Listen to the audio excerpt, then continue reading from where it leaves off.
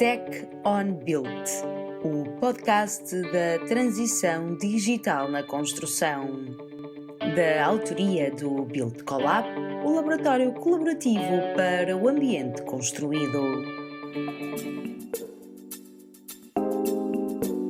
Bem-vindos a mais um Tech on Build, o podcast da transição digital na construção, onde damos a conhecer tendências, oportunidades e novidades do setor AEC. E contamos com a presença de profissionais que nos dão o seu contributo sobre formas de aumentar a competitividade das empresas. Neste quinto episódio temos a presença de António Cunha, presidente da CCDRN, a Comissão de Coordenação e Desenvolvimento Regional do Norte, cuja atuação visa o desenvolvimento integrado e sustentável do Norte de Portugal, contribuindo para a competitividade e coesão do território nacional.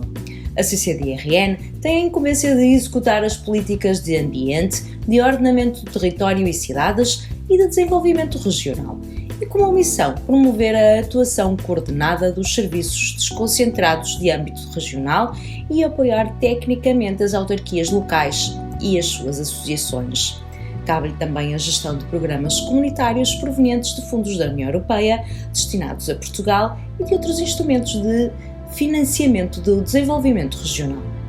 Olhando para os números, a região do norte de Portugal concentra 3,6 milhões de habitantes, quase 35% da população residente em Portugal. Assegura perto de 39% das exportações nacionais e representa cerca de 29% do PIB da economia nacional.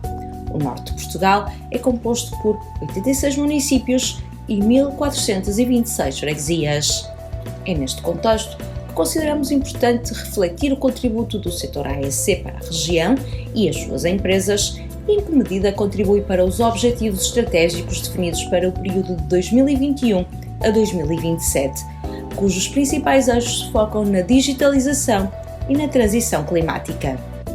Paulo Fonseca, diretor executivo do Build Collab, conduz esta conversa. Obrigado, Lourdes, e olá, António, muito bom dia e muito obrigado pela sua presença, que muito nos honra. Começaria esta nossa conversa pelo seguinte. Recentemente, na abertura do Fórum de Discussão do RIS3 Transfronteiriça, referiu que os desafios da transição digital e ambiental, já em curso, são fatores potenciadores de geração de valor para a região. Desafios esses cujos objetivos estão muito bem descritos no documento de Estratégia de Desenvolvimento do Norte para o período de programação 2021 a 2027 das políticas da União Europeia, publicado em 2020. Pergunto por isso, em que medida podemos esperar que essa geração de valor se espelhe ao nível do setor AEC, Arquitetura, Engenharia e Construção, e em particular na modernização da administração pública conexa a este setor? António. Muito obrigado, Paulo, por este convite. É um prazer estar com o Build Collab e estar com esta comunidade da arquitetura, da engenharia e da construção, e por isso terei muito gosto em participar nesta conversa que iremos ter nos próximos minutos. De facto, Portugal, mas a região norte mais em particular, porque é uma região fortemente exportadora, mas que o seu produto interno bruto não está um pouco abaixo daquilo que seriam o que essa capacidade exportadora poderia iniciar, tem um desafio de geração de valor e de geração de riqueza. E, portanto, numa linguagem muito coloquial, nós temos que saber conseguir valorizar, conseguir vender melhor o que fazemos. Portanto, isso tem que ser conseguido porque temos que pôr mais valor acrescentado, temos que pôr mais diferenciação, seja por tecnologia, seja por design, arquitetura, seja por uma presença mais elevada nas cadeias de valor e, portanto, termos uma liderança maior nesses processos e não ser aquilo que somos muitas vezes, seja no setor do automóvel, seja no setor da construção. Às vezes estamos na cadeia de valor, mas não somos nós que somos subsidiários de outros parceiros maiores e normalmente, portanto, depois a parte que fica para nós é menor do que aquilo que podia ser. Portanto, este é um desafio, é o nosso desafio e acreditamos sim que que a questão da digitalização pode ajudar neste processo, tem que ajudar neste processo. A questão dos desafios climático-ambientais temos que ser capazes de tirar partido das oportunidades que eles geram. Para dois exemplos muito concretos, pois neste setor digitalização pode significar várias coisas, realidade aumentada, mas pode significar certamente BIM, toda essa revolução daquilo que é o Building Information Modeling e, portanto, passar a todo um nível de utilização de tudo que são, portanto, o modo como os edifícios, as infraestruturas estão descritas, ser a partir de bases digitalizadas que falam umas com as outras. Isto significa que é muito mais fácil para quem depois tem um edifício e faz a sua manutenção, é muito mais fácil para quem está a construir o edifício e tem que fazer a conexão com tudo que são os outros serviços, mas, por exemplo, poderia ser muito mais fácil e muito mais interessante no dia em que a maior parte das nossas empresas tenham aderido a este sistema e as nossas autarquias também tenham aderido a este sistema, por exemplo, almejar que o licenciamento de um edifício ou o licenciamento de uma obra possa ser feita em termos absolutamente muito menores do que aqueles que acontecem hoje. Por exemplo, isto são avanços são avanços que a digitalização pode. Muito bem, António. Do lado ambiental, pois podem haver oportunidades. Eu agora estou a falar aqui como parte interessada da região norte e de uma região que também quer desenvolver o seu interior, e desenvolver o seu interior significa desenvolver a agricultura do interior e todo o eixo agroflorestal. Por exemplo, diminuir a pegada de carbono da construção provavelmente passa por uma substituição, que nunca será total, mas pode ser gradual, de materiais cimentícios por madeiras e, portanto, à medida que formos capazes de ter mais madeira num edifício, seja em funções decorativas, mas seja idealmente até em funções estruturais, nós podemos dar um salto qualitativo muito grande, diminuir a pegada e criar uma cadeia de valor, por exemplo, criando uma cadeia que envolva as nossas florestas, e que a madeira da nossa floresta é só usada quase para triturar, portanto, seja para produzir aglomerados de madeira, seja para produzir papel. E nós poderíamos ter também a geração de maior valor se pudéssemos ter uma indústria como, por exemplo, existe nos países nórdicos, existe nos Estados Unidos, em que a madeira é usada com funções industriais. Estes são dois exemplos, um do lado ambiental e outro do lado da digitalização, que entroncam totalmente com o vosso setor, com o setor da... Muito bem, António, exatamente. Eu não poderia dizer melhor, acho que o António referiu com muita equidade os problemas do setor, quer ao nível da digitalização, quer ao nível da parte climática, e tocou nos pontos certos, em vários pontos certos, nomeadamente na questão do BIM e na adoção pela administração pública, nomeadamente pelas autarquias locais. Nós temos tido esse desígnio de tentar promover a utilização do BIM nas autarquias, para lhe dizer também que estamos neste momento a fazer um plano estratégico de digitalização do setor AEC, que nos irá permitir perceber onde queremos estar e como queremos estar no tempo, e, portanto, acho aqui que poderemos mutuamente ajudar-nos neste desígnio, que é ajudar as autarquias a poderem utilizar o BIM. Referiu, e muito bem, que é a questão do licenciamento automático. Nós estamos, neste momento, é uma das nossas áreas de investigação e que estamos a desenvolver plugins. Eu vou ter que o interromper. Eu não ousei, gostaria, mas não ousei falar automático. Disse muito mais rápido, mas o ideal era ser automático, sim. Pronto, sim. Nós estamos um bocadinho mais ousados e estamos na questão do licenciamento automático. Entre outras tecnologias, Nós somos, o Build Collab é de facto um laboratório de tecnologias, nós queremos acrescentar layers tecnológicas ao conhecimento e, portanto, essa é de facto uma das nossas preocupações, entre outras como a questão do IoT, a questão de pormos os equipamentos a comunicar uns com os outros, porque o António conhece bem essa realidade de chão de fábrica e que é muito mais fácil de controlar do que a nossa realidade, que é um bocadinho fora do chão de fábrica, mas estamos a nível do IoT e a nível dos dados, estamos de facto a trabalhá-los e a tentar trabalhá-los para atingirmos esse tal aumentos de produtividade que são muito importantes para o setor. Só aqui para ficar um dado, o setor, quando comparado com a manufatura tradicional, nós podemos dizer que estamos com um déficit de 70% em termos de produtividade, ou seja, como nós estamos de facto com um diferencial em relação às outras indústrias que é bastante elevado. Bom, para dizer também que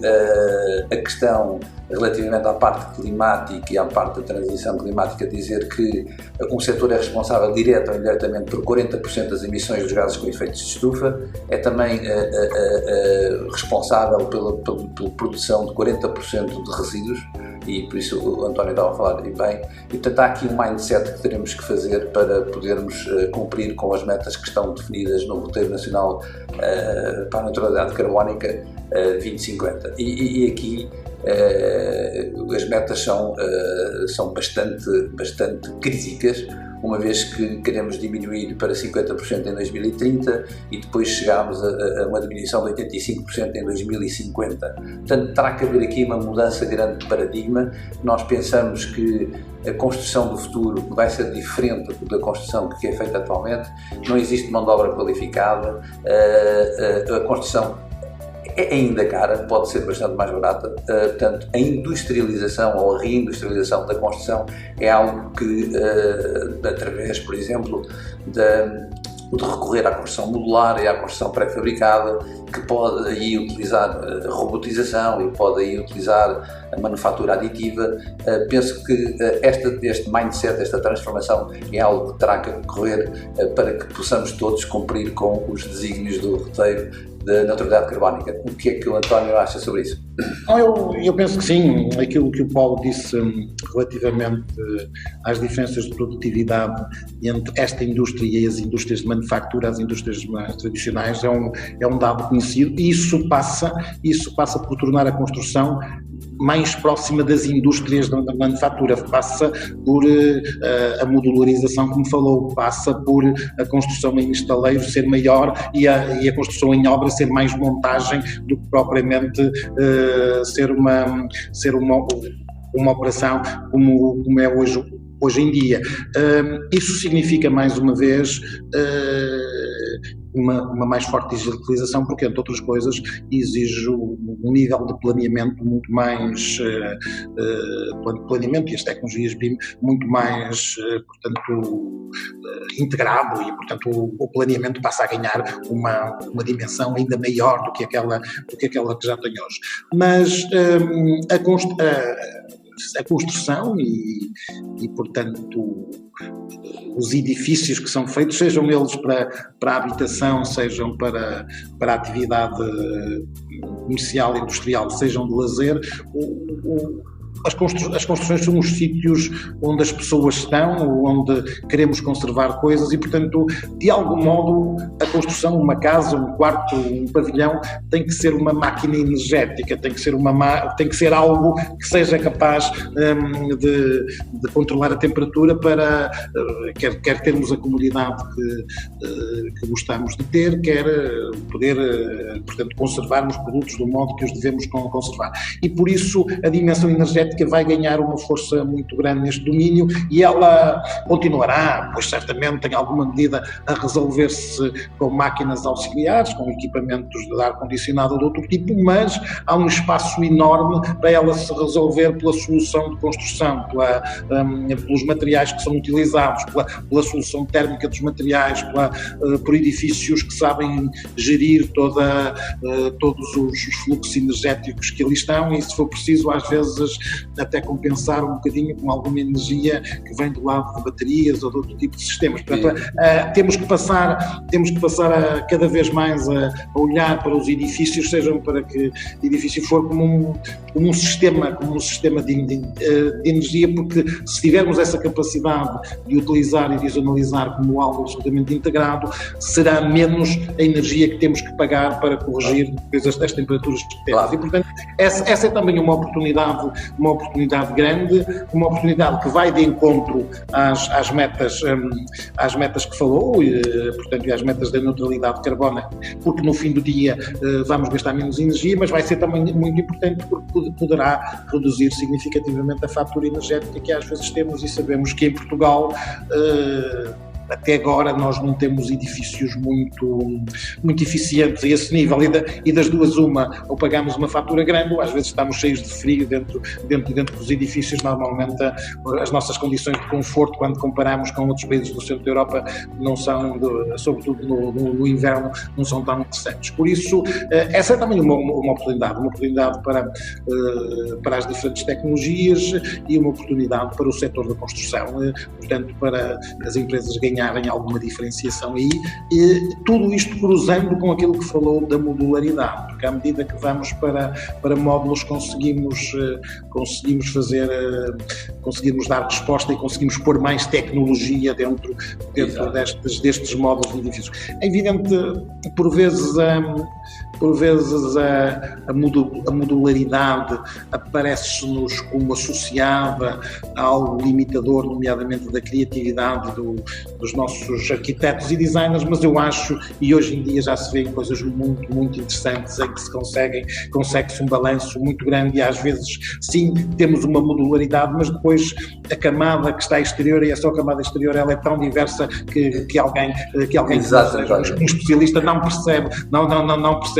que essa modalidade está incrível, e é essa modalidade que permite ganhos, que permite prazos de entrega curtos, que permite, portanto, uma resposta melhor e uma diferenciação do vosso. O António tocou num aspecto, mais uma vez, um aspecto bastante importante, e da questão do design e da criatividade, da concepção, mas de facto hoje em dia consegue-se fazer edifícios 100% diferentes, mas 80% iguais, ok? Nós hoje temos aqui dentro do Build Collab, andamos à procura de clusterizar os elementos dos edifícios para os tornar, digamos que, iguais e padronizáveis, para poderem ser pré-fabricados e para poderem ser, portanto, fabricados em série. Mas, de facto, essa é a tendência. A tendência é não afetar a criatividade, é ir à procura, de facto, dos elementos iguais dentro daquilo que é diferente. E, portanto, e depois também, uma outra coisa muito importante é a questão da assemblagem, ou seja, de desenvolver metodologias que sejam fáceis depois para a sua fixação em obra. Eu aqui também só queria acrescentar e voltar a referir que a questão da qualificação das pessoas é bastante importante, e dos trabalhadores da indústria da construção. Temos neste momento um déficit grande em termos de trabalhadores da construção. Temos, portanto, por isso que aqueles que temos que qualificá-los ainda mais, e temos que, de facto, adaptarmos a esta falta de mão de obra e de facto, cumprindo com os desígnios que são da eficiência energética, da construção circular e da descarbonização, fazer o tal mindset para a questão da modularização. Muito bem, e eu agora só, e para finalizar, gostava de deixar aqui um dado, que é um dado bastante interessante, que é relativo às unidades de investigação e desenvolvimento que existem na Zona Norte. De facto, temos aqui um ecossistema que é constituído por 74 unidades, isto com dados de 2019, onde existem 12 collabs, 13 sítios e 49 unidades de investigação e desenvolvimento. Nesse sentido, de que forma é que os collabs, e em geral o Build Collab, no seguimento desta conversa que temos estado a fazer, enquanto entidade do sistema, do ecossistema da inovação, podem colaborar nesta geração de valor para a região Norte? Era uma pergunta que lhe deixava, António. Obrigado. A região Norte, felizmente, tem um sistema de inovação interessante, reconhecido nacional e internacionalmente. A exemplo das outras características da região, tem esse sistema é um pouco concentrado nas zonas do litoral e, portanto, é um sistema que também vamos gostar de o mais territorializar mais. Certamente que essa territorialização acontecerá sobretudo em áreas mais importantes para o desenvolvimento do interior, nomeadamente toda a cadeia agroalimentar, mas, portanto, é um sistema interessante e de grande potencial. Mas depois todos percebemos que os desafios que qualquer campo aplicacional nos faz vão sempre para além daquilo que é um collab ou um centro de investigação e exigem sempre uma coordenação de atores. Seja havendo collabs especializados na indústria de manufactura e na indústria automóvel, qualquer desafio hoje ligados à automação, ao automóvel autónomo e ao automóvel elétrico, normalmente vão exigir outros conhecimentos. Havendo muito interessante, um collab da área da construção e que com certeza será um collab que está muito conectado com este setor e totalmente sistémico com este setor e trabalhando e percebendo e conhecendo o setor, mas ele próprio, porque nós falamos aqui em várias coisas, falamos em internet das coisas, falamos em necessidades de computação que podem ser deste ou daquele nível, falamos em questões de realidade aumentada ou coisas como fazer um digital twin depois de uma cidade, tudo isso penso que têm que ser feitos a partir de collabs ou de estruturas como esta que são, portanto, que estão totalmente dentro de um setor, mas depois beneficiando de cruzamentos com outros, e esses cruzamentos do nosso lado serão muito bem vistos, serão até promovidos dentro daquilo que seja o nosso programa quadro que estamos a ultimar, o nosso próximo programa regional, e por isso eu diria que essas relações serão muito naturais. Falámos aqui, portanto, das ligações aos sistemas de informação, ao digital foram faladas, as ligações à energia foram faladas, temos collabs aos centros de investigação a trabalhar na energia, falamos na questão da madeira, temos estruturas de investigação a trabalhar nesse domínio, portanto é muito bom termos collabs como o Build Collab, portanto, setorizados, mas depois, no fim do dia, qualquer desafio, porque um desafio concreto vai colocar desafios importantes, e vocês sabem disso, seja porque vão precisar de um drone para fazer uma inspeção ao cimo de um edifício, ou porque vão fazer alguma outra coisa, portanto, exigindo tecnologias, nomeadamente, por exemplo, também é uma área muito importante para uma região como a nossa, com um património cultural que tem, tudo que seja questões ligadas à conservação, preservação de monumentos, de edifícios patrimonialmente ricos, e, portanto, os desafios vêm por todo lado e podem exigir competências que certamente estarão fora daquilo que é o âmago da vossa atividade. Por isso, este cruzamento é essencial e nós apostamos muito nele. Muito obrigado, António. Ou seja, isto é um prazer falar com alguém que de facto conhece as dificuldades do setor, conhece as tecnologias, as Key-Enable Technologies que o setor necessita. Ouvir o António falar sobre Digital Twin é algo que é uma alegria para nós, porque de facto esses uma área temática da nossa agenda de investigação e desenvolvimento. De facto temos que mudar aqui. Há algumas coisas que têm que ser limadas, eu não dizia mudadas, mas limadas, que é, temos que todos os stakeholders trabalhar de facto em conjunto